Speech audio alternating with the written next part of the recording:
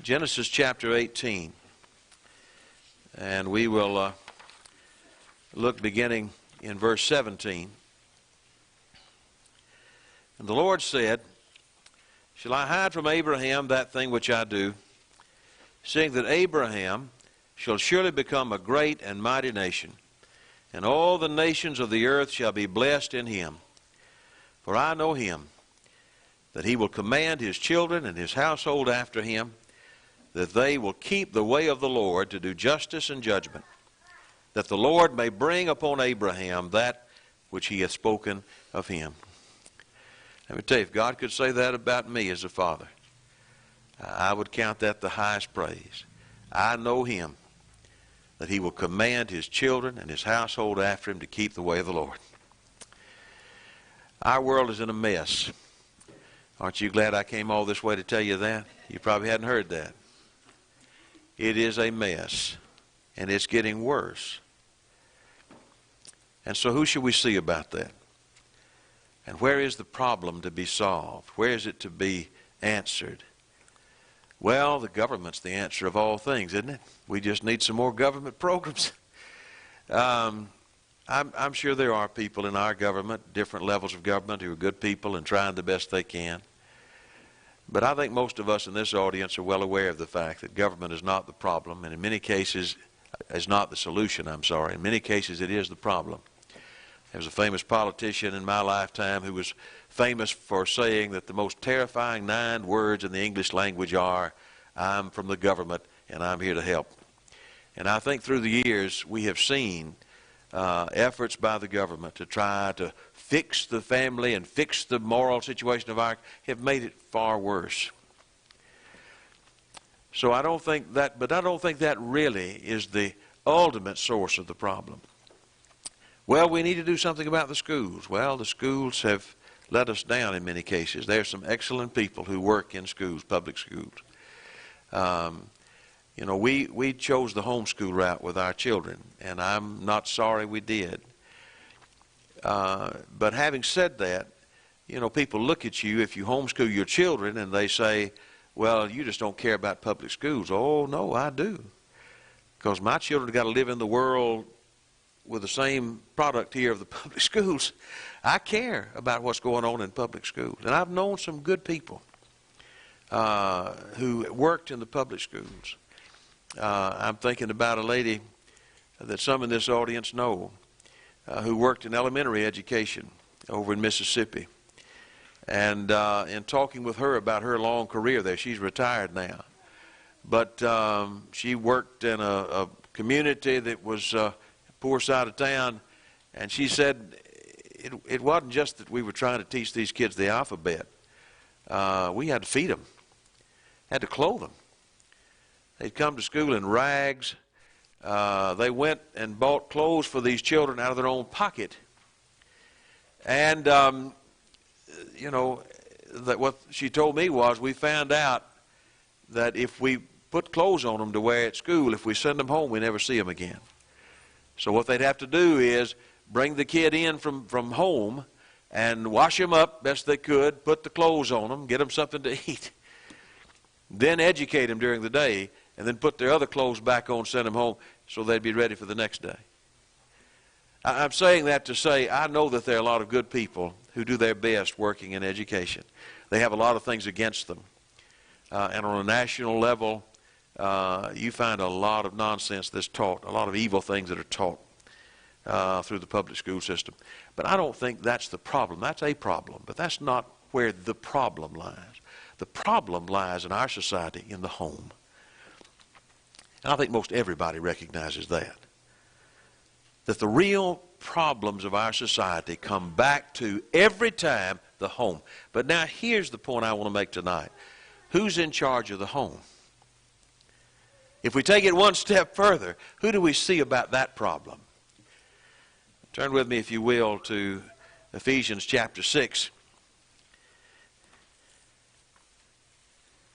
It's not difficult to find the answer to that in the Bible, is it? First, Ephesians chapter 6 and verse 4, and you fathers, provoke not your children to wrath, but bring them up in the nurture and admonition of the Lord.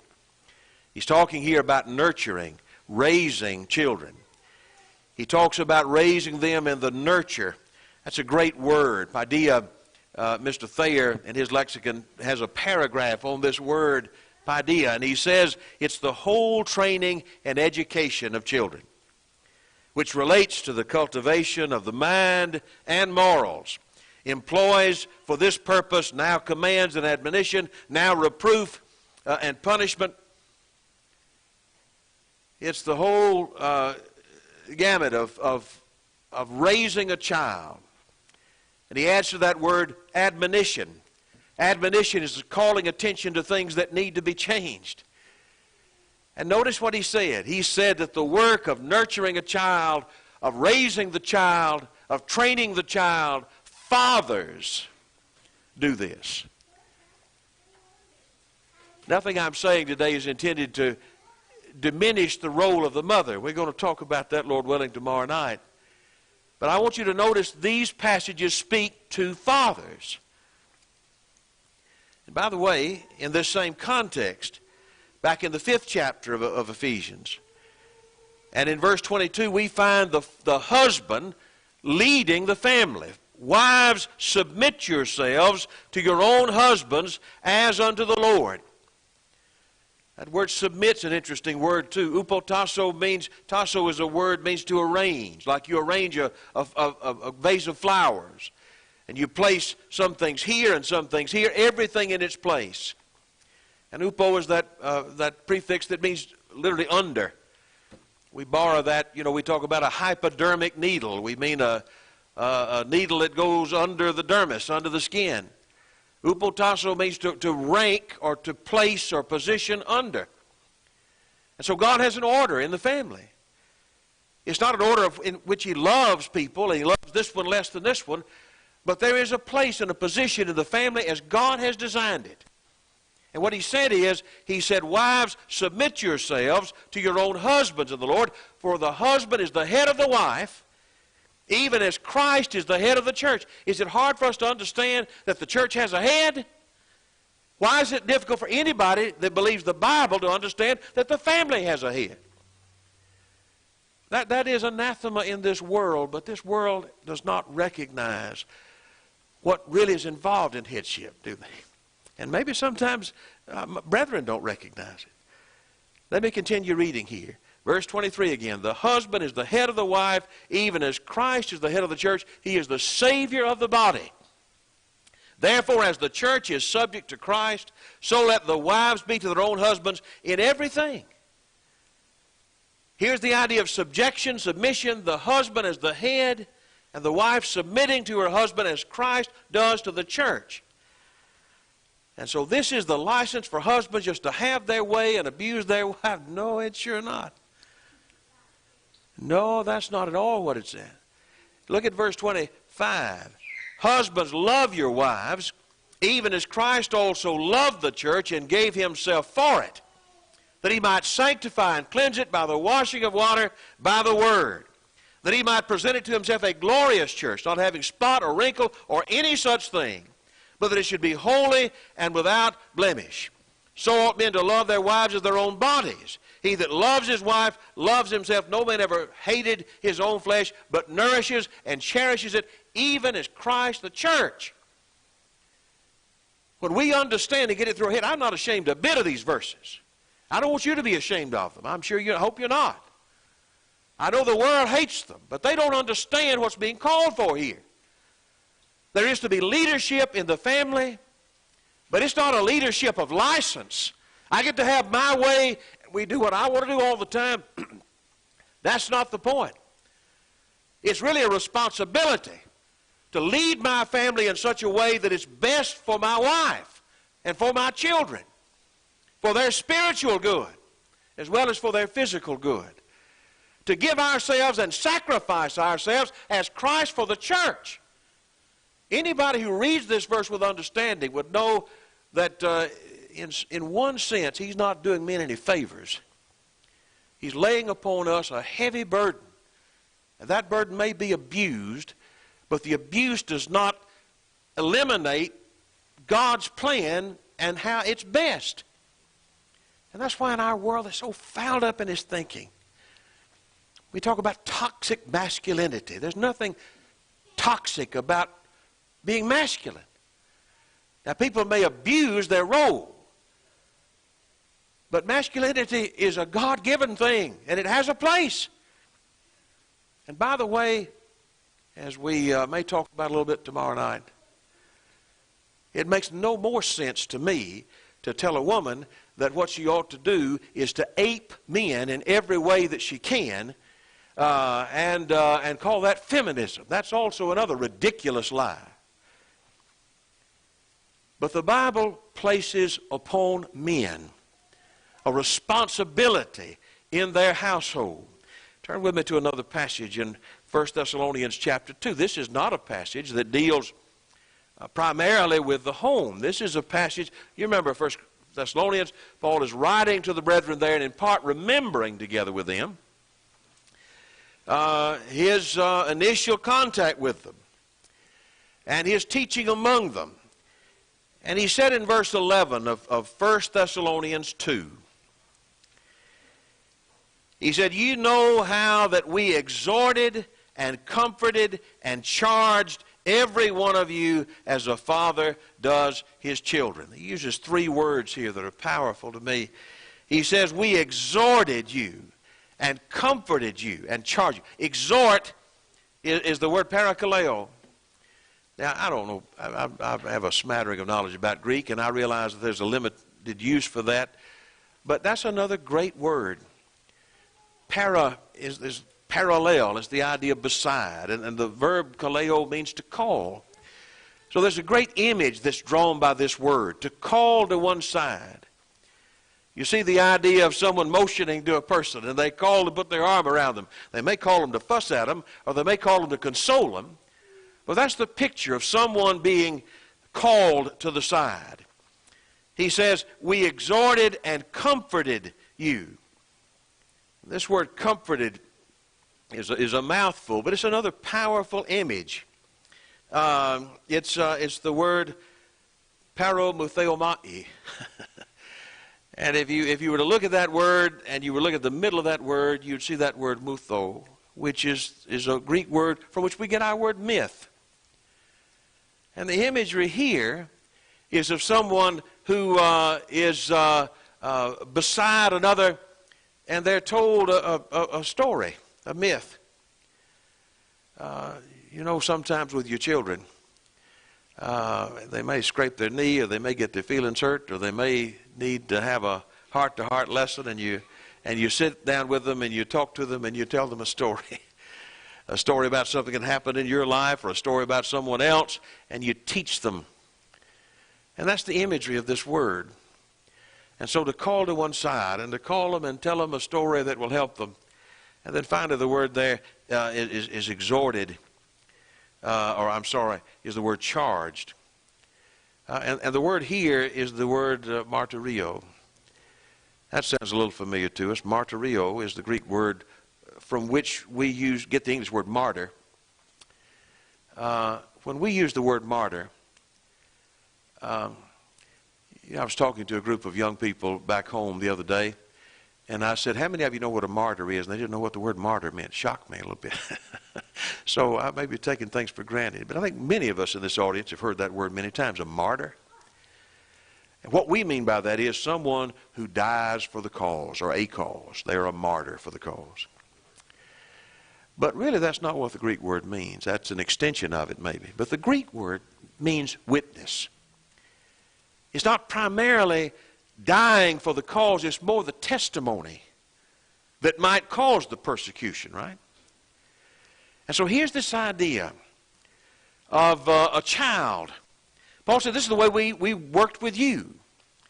Like a child that would be called to the side, that would be informed and encouraged, that would be witnessed to.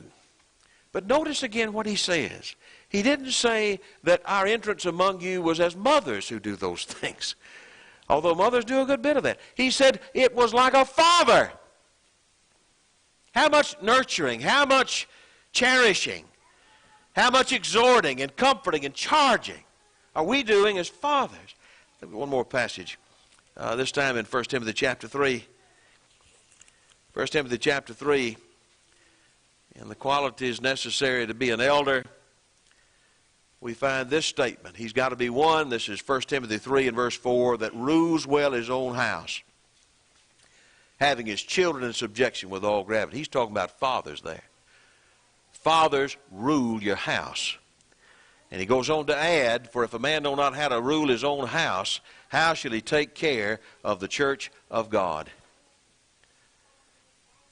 When you're looking for elders, you're looking for a man who rules his own house well. But the truth is, that's the ambition of every father and every husband. And the point that we're making tonight is that job is woefully neglected. Being a father is a let me say it this way. Fathering a child is a biological function that most men of a certain age possess. Fathering a child. But being a father is a spiritual skill that very few people put into practice. The job of fatherhood has been dreadfully neglected. The statistics are overwhelming. Some of them differ a bit from one to the other. One study that I read, this is not by a group of preachers, this is a study by those who study sociology and such things, said that 15 million children in the U.S. live without a father. 15 million. That's 3 times higher than it was in 1960, by the way. And in some places, some concentrated areas, it's far worse than that. This same article, which was entitled, by the way, Fathers Disappear from Households Across America, noted that in one southeast Washington, D.C. neighborhood, 1 in 10 children lives with both parents. 1 in 10 lives with both parents. And of those situations, 84%, the one parent was the mother.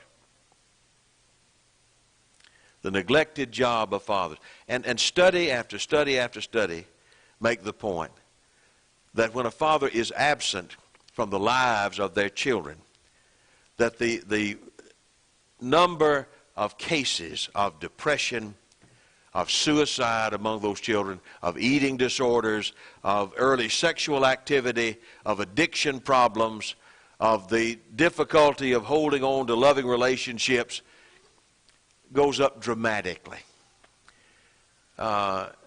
You go to death row and you go to prison and you see people there for put away for a long time for crimes, and just one after another after another. One fellow told me that he had been working with people on death row for 15 years, and I think he said it was about over 90%.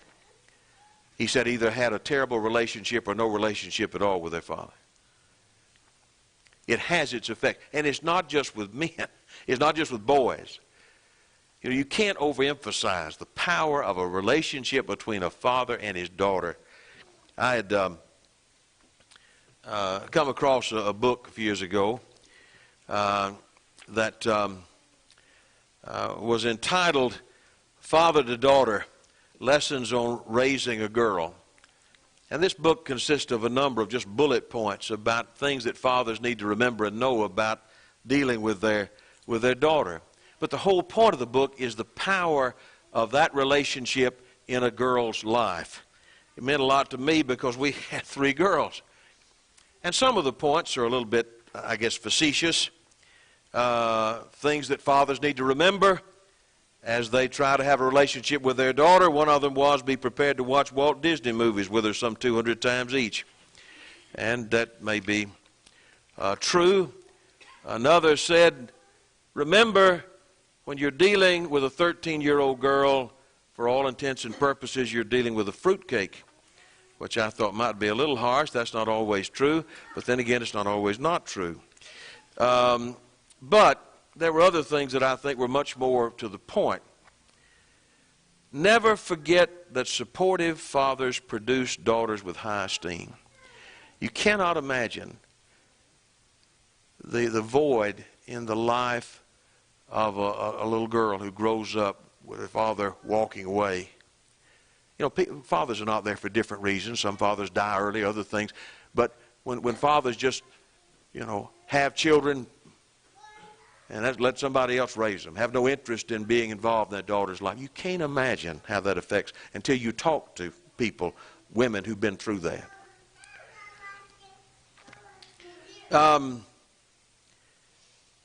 Another point that he makes, make sure she can reach you 24 hours a day. Remember that she needs a strong self-image before she becomes an awkward teen, and a father's love can make all the difference.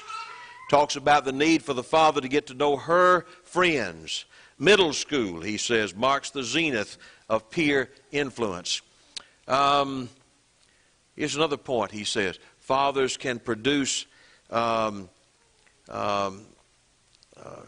powerful influence on their daughters. Let her see by the way you treat your wife the way a man is supposed to treat a woman.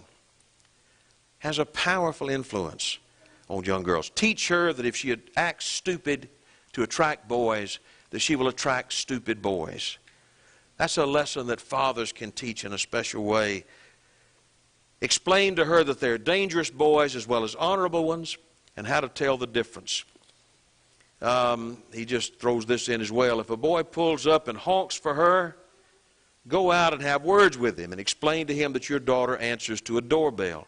It means a lot that a father sticks up for his daughter like that. Wait up for her. Knowing Dad will be greeting her at the door has a very positive effect on her decision-making process. Tell her the 3 keys to wisdom. He says, not believing all you hear, not spending all you have, and not sleeping all you want. This will be difficult for her until she graduates from college. And he says finally, tell her that she is the daughter you always dreamed about. And so on. It's a powerful statement. Books like that have their value. But the point is, the father being there makes such a difference, and the father's absence makes such a difference. We're talking about neglect. And there are fathers sometimes who are in the home and they're neglectful. It's not that they've walked off. It's not just the deadbeat dads we're talking about. We're talking about fathers who are there, but they're not there. And they have this twisted idea that my job is to bring the money in and then and mom's got the rest. And they don't even know what's going on. And I wonder sometimes if that's my mentality, what do I think? How would that work on my job? How would that work if I were at some company and somebody had placed me in charge of a particular department and there was a big mess up in that department?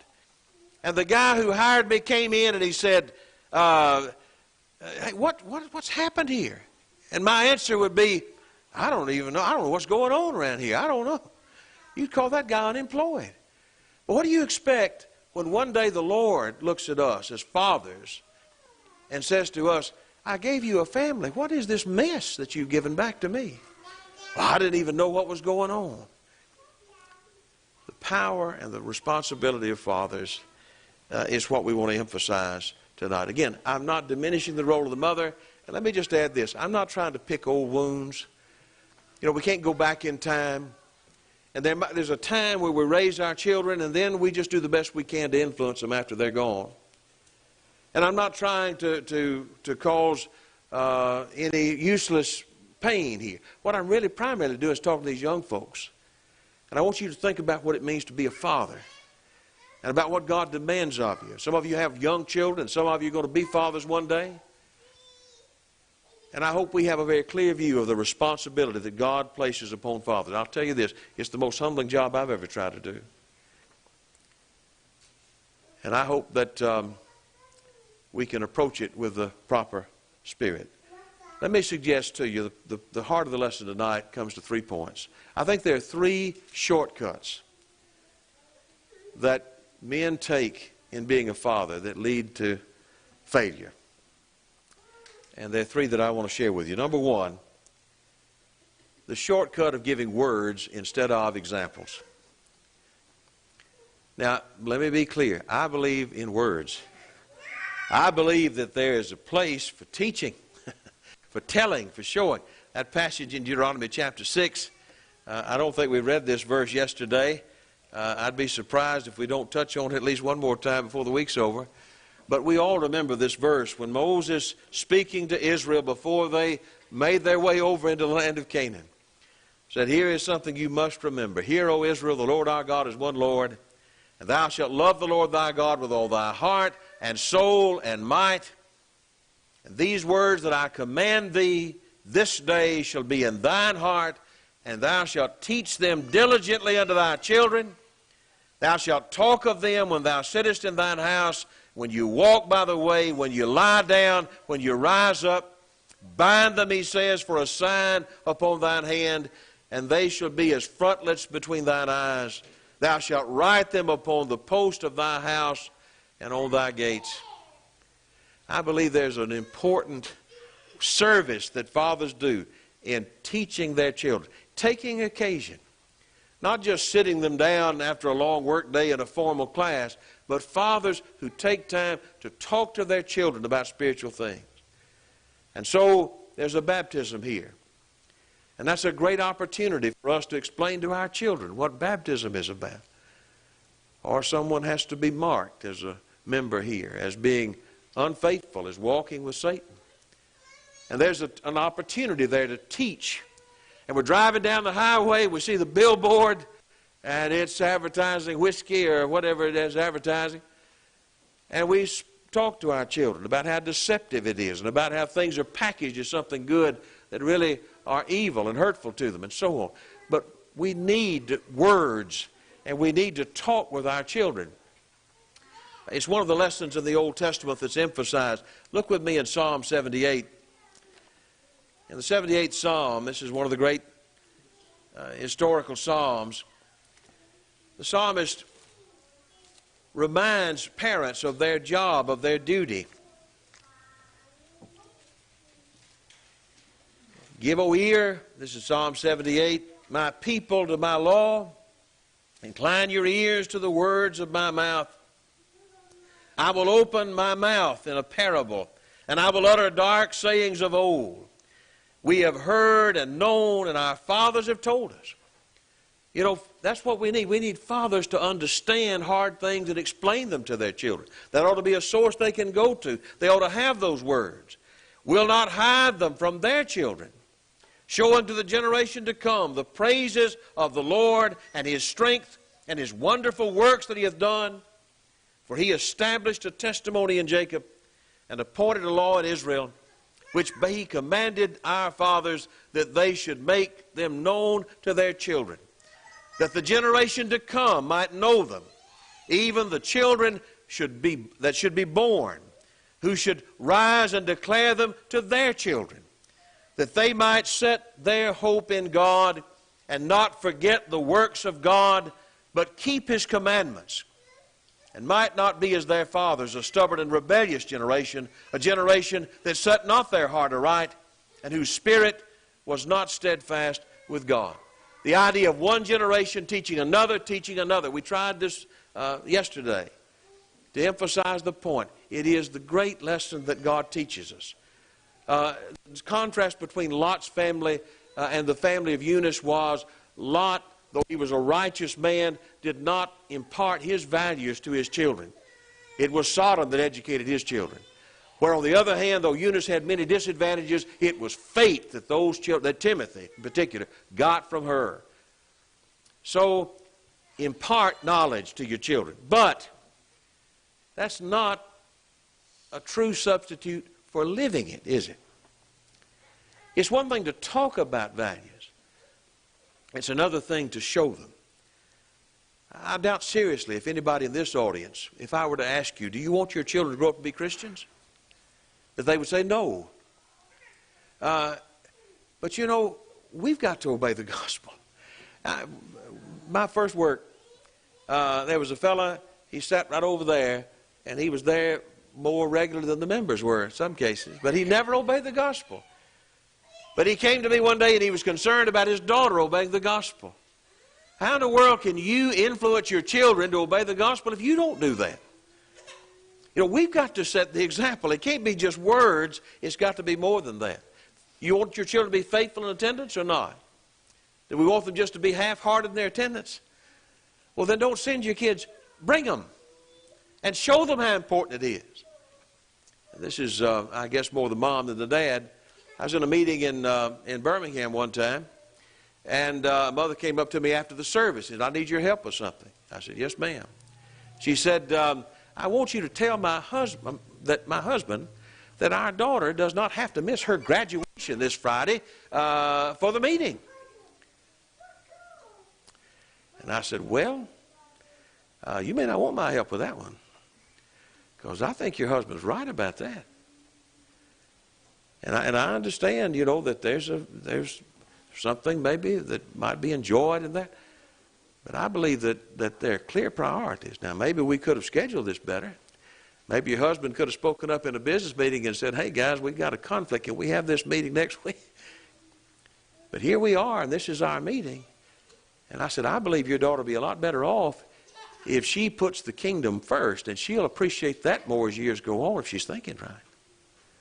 And she didn't like that answer, but I still tell her the same thing today. You know, when it comes to putting the kingdom first, attendance and things like that, I'll share this story with you quickly. I hope it's not too personal. Again, this is a mom, I guess, and not a dad. When my father passed away, he died on a Friday, and the way things worked out, the viewing, as we call it down there, was on Sunday afternoon, 5 to 7, 4 to 7, something like that. And there were relatives from out of town that had come in. We were at the funeral home there, and the service was, I think, at 6 o'clock. And about 15, 20 to 6, my mother got up, and she was going to services. And people just didn't understand that. Her relative didn't. They weren't members of the church. They said, what are you doing? Well, I'm going to church. One of my aunts, I remember telling her, saying, well, it's okay. You go ahead. I'll stay with him. And her response to that was, he said, stay with him. He's not here. If he were here, I'd stay with him. But I'm going to church. And so we got up, we went to church.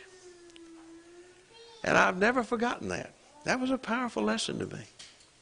And people think they're such extreme, but I'm saying, you know, when you show your children in moments like that there are things that are important and things that are more important, that will speak more than any words you say and I say.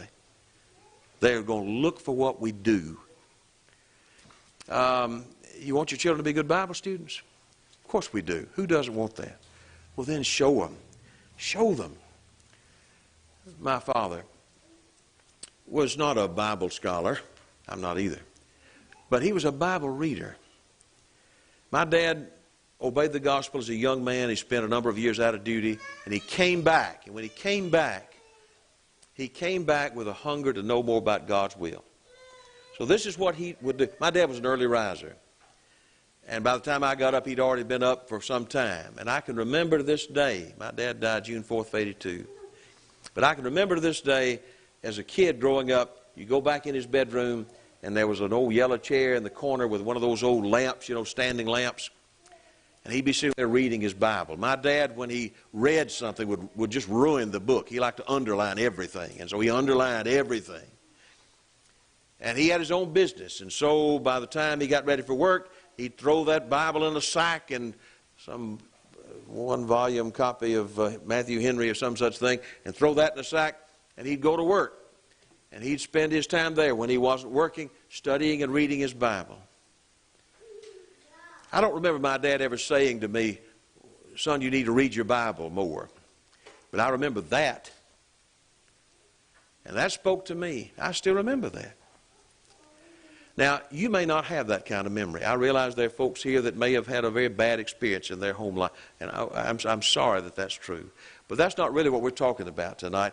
I'm asking, what kind of memory will your children have of you in years to come?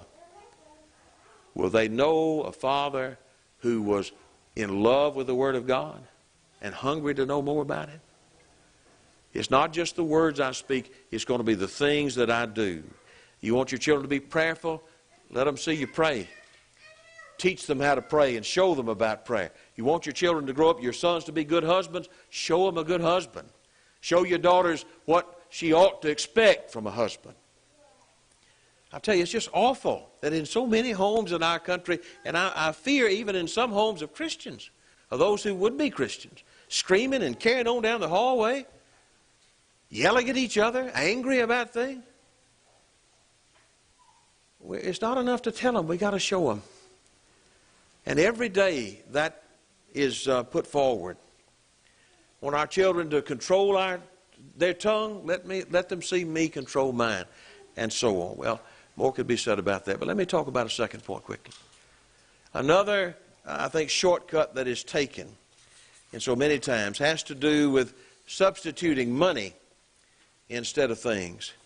I'm sorry, things instead of time. That's what I'm trying to say. Substitute things instead of time. We can be good providers, and we ought to be.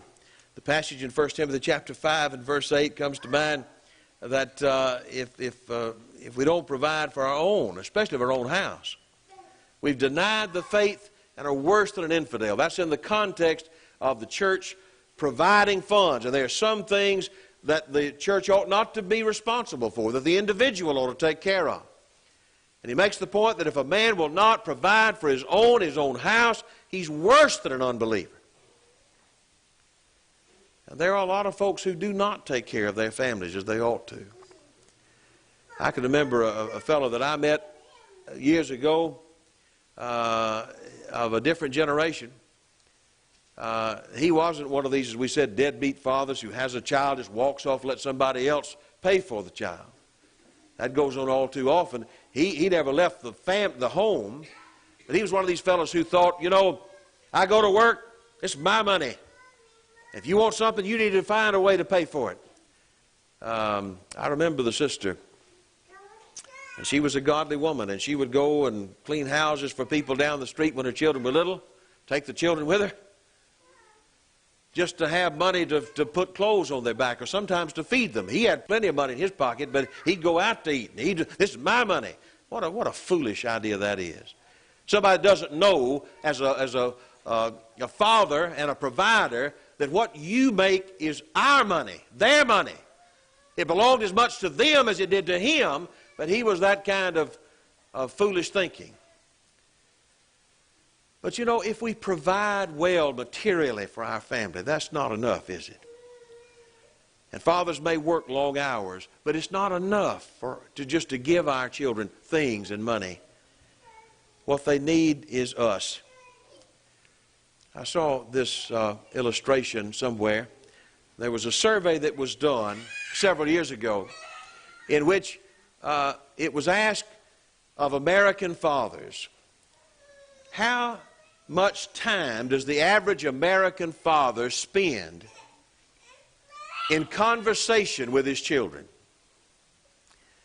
Now understand what I'm asking here, what the survey's asking. How much time, actual time, do American fathers spend talking with their children? There are 168 hours in a week. I don't know what I expected, but this is what the survey answered. It said the average father in America spends 90 seconds a week talking to his children. When I first heard that, I thought, that cannot be so. And then I thought, well, I'm not sure. Maybe that is so. If their interaction goes something like this, can I borrow the car? No. Click. That didn't take long, did it?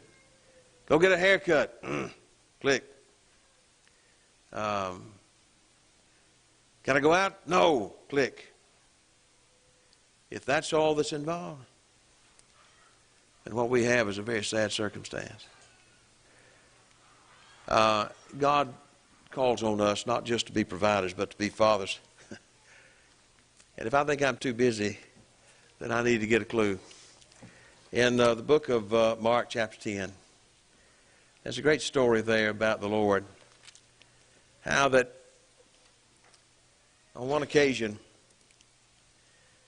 there were young children brought to him. This is Mark 10 verse 13, I'm sorry. They brought young children to him that he should touch them. And his disciples rebuked those that brought them. I guess they thought Jesus is too busy for this kind of thing. You need to take these children somewhere else. But Jesus saw it, and he was much displeased, and he said, Suffer the little children to come to me, and forbid them not, for of such is the kingdom of heaven. And the point is, Jesus, I suppose, was the most busy person that's ever been on the earth. If the Lord was not too busy for children, what excuse do I have for being too busy for my own children? Well, I'm tired. I've got a lot going on. Well, I need to cull my schedule then, because my children have to be a priority. It has such an impact. There's a great story that maybe some of you have heard. We talk about the Addams family. That brings to mind some old TV show. But the Addams family in the 19th and 18th century in America was the John Adams family. John Adams was the first vice president of the United States, the second president of the United States. His son, John Quincy Adams, was the sixth president of the United States. His son was the ambassador for Abraham Lincoln to Great Britain. It was a famous family, well connected. Charles Francis Adams was that guy's name. He had 7 sons, Charles Francis Adams did. And one of them was named Henry Brooks Adams. He was the 4th of 7, so he's right about in the middle. That's a tough place to be. There's a famous story. You know, one thing that the elder Adams was, he was a diarist. And he taught his children to keep a diary, to write down events. It would teach you many good lessons. So he kept a diary and his son kept a diary. And many years after they both passed, I think, someone noticed an interesting thing. On a particular day in the spring, there was a diary entry in the son's diary that went something like this. Went fishing today with my father. The greatest day of my life. On that same day, his father had made this note in his diary. Went fishing with my son. Day wasted. Now, let's give him a little room here. Maybe what he meant was he didn't catch any fish. But it would be sad if he thought that was a day wasted. You know, how many of us whose fathers died fairly young, or when we were young anyway, cherish that day we spent with, that time we went with? You get this much time to get those moments in. Don't waste them. And don't think because I'm a good provider financially that means that I can neglect these things. That would be a great tragedy and a loss for everybody. Let me mention one other thing. I believe that it's a great mistake to offer abuse instead of discipline. And again, let me say, I believe in discipline. Shall we read these verses? Do we have a minute to read them? Let me go back to Proverbs chapter 22 and verse 15 and look at some familiar wisdom literature concerning rearing children and corrective discipline of children. Proverbs 22:15 reads, Foolishness is bound in the heart of the child, but the rod of correction will drive it far from him. Foolishness is bound in the heart of a child.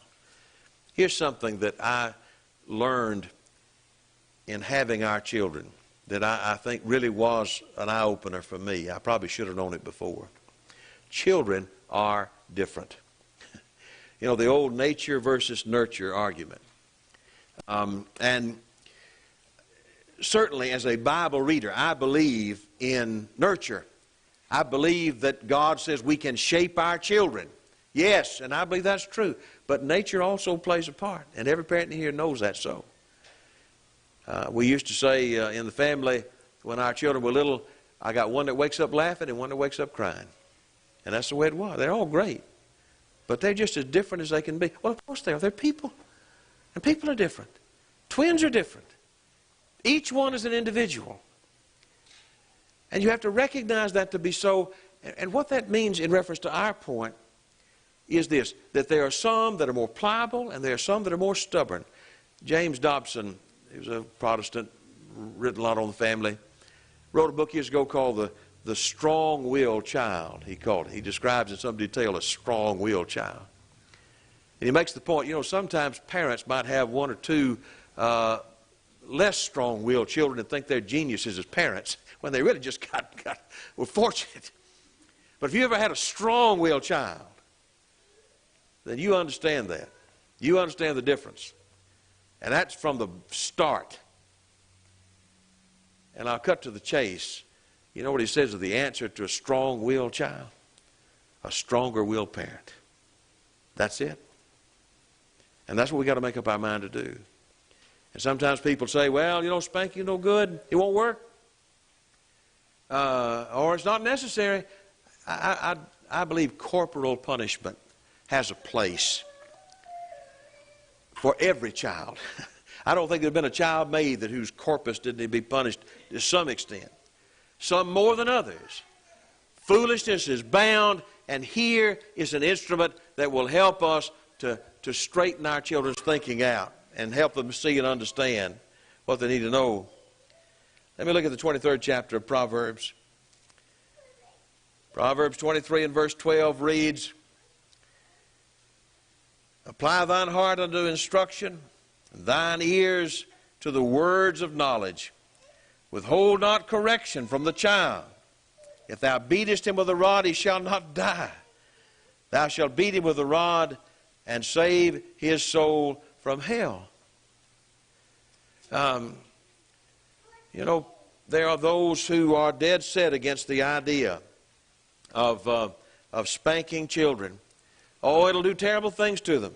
Here's a book written by a woman named Dorothy Briggs called Your Child's Self-Esteem. It's a book published in 1970, been a while ago, right during that time when America decided that what had worked for 6,000 years we need to throw out and start over with a new morality and a new way of approaching the family and a new way of approaching children.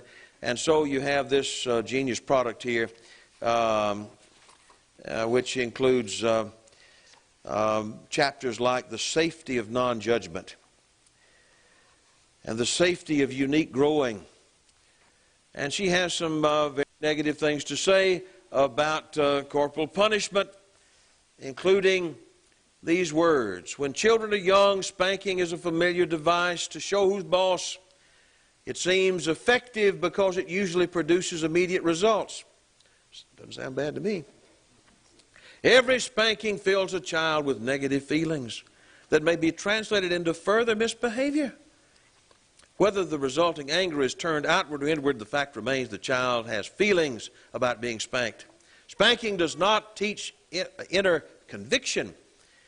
It teaches fear and deviousness and lying and aggression. No matter how we slice it, spanking is a physical assault of a bigger person on a smaller one. My, it makes you wonder whether this woman has ever spent 5 minutes with a child. You know, I heard an old preacher when I was a kid use this illustration. He raised his leg up like this and he went. Then he asked the question.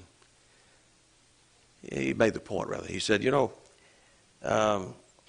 that stung a little bit. I didn't do any serious damage to my leg, though. Do you really think that using that kind of force on your child's backside when they won't listen to what you say will really damage them any? What it'll do is it will teach them that no means no. And that if you don't listen to the parents, that there are going to be worse consequences.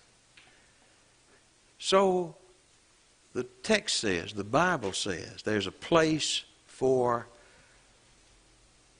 punishment that will make it so that the child understands it's better to obey than not to obey. To teach your children the word no. I had a great piece of advice from a fellow, Brother Ballou, in fact, who it was, that helped my wife and I so much. When our children were little, I'd ask him questions like, you know, when do you start with spanking? And he said, you start with a mild form of it when children are able to understand what the word no means, and that's pretty early. You know, a child, you'll tell the child, don't touch the light socket, you know. And they understand what you're saying, and so they withdraw their hand. You say, no. And then they'll look at you, and then what will they do next? They put their hand right back over there again. And you pop their hand, no. And they can understand at a young age that, children are smart. And it's a shame that parents sometimes, in reference to spanking, have you ever seen a parent spank a child and the child didn't know they were being spanked? That's pitiful. But being able to get the attention of your children is an important part of our teaching them the ropes. Brother Blue used to talk about voice control. He used to say, you don't have control over your children until you have voice control over your children. If you call your child and they start running the other direction as fast as they can, and maybe because your legs are longer you can outrun them and grab them, you don't have control over your children. You may have caught them. But when you have control over your children, it's when you tell them, come here, and they come. But they usually learn that because they have learned that it's a lot better to come than it is to go the other way. And that's where corrective discipline comes in. It's an essential part of this picture. Some of you guys, in reading these books about psychology, I remember reading a little poem written by a guy named Vance Havner, which sort of lampooned this idea of letting the world teach us how to raise our children. And it goes something like this. Junior bit the meter man, and Junior kicked the cook. Well, he's just antisocial now, according to the book. And Junior smashed the clock and lamp, and Junior hacked the tree. Destructive trends are all explained in chapters 2 and 3. And Junior threw his milk at Mom, and Junior screamed for more. Notes on self-assertiveness are found in chapter 4. And Junior tossed his socks and shoes out into the rain. Aggression, well, that's normal. Disregard the stain. And Junior got in Grandpa's room, tore up his fishing line. Well, that's to gain attention, chapters 8 and 9. But Grandpa seized a slipper and yanked Junior across his knee. But Grandpa hadn't read a book since 1933. I'm with Grandpa. And I think that parents who are wise recognize what the Proverbs teach. Look at chapter 19 of Proverbs in verse 18. Chasten thy son while there is hope, and let not thy soul spare for his crying. Here's another good piece of advice that I got from Brother Blue. He told me one time, he said, I didn't spank my children till they cried. He said, I spanked them till they stopped crying. Now, if you knew Brother Blue, you'd understand what he meant by that. That might sound terrible to some people. His children turned out pretty well. He was an abusive man. But what he meant was this. He said it's a mistake that parents make. That your child is rebellious. They know what to do. You've told them what to do. And they just don't want to do it. They're going to get in your face and scream in your face, and so you take them and you explain to them and you spank them. And then they scream at your face some more. But what you do is you do this. I've told you don't do that. And the child yells at you and you go, and they scream at you for another 20 minutes. And then you say, well, I spank them and I just don't know what, it just doesn't work. We need to look at this situation again. The point he made was, when you spank a child, it's going to hurt. And they may cry for a little bit. But then they need to dry up. And they need to take the punishment. We're not spanking them to the point where we're going to break a bone. What we're doing is we're letting them know you're not in charge. This is a war of wills, and I've got to win this for the child's sake. They've got to learn to submit. And if we apply these principles, and the point that he made was, I didn't let my child scream at me when I spanked them. I let them know they're going to get another one if they didn't dry up. If we win these fights, we won't have to have them when they're 8, 10, 12, 15, 18. Too late then to spank children. So he says, let not your soul spare for their crying. Don't feel so sorry for them that you fail to do the thing that they need. And that leads us to the passage in Proverbs 13, verse 24, we all remember, which is, he that spares the rod hates his son, he that loves him chastens him at times.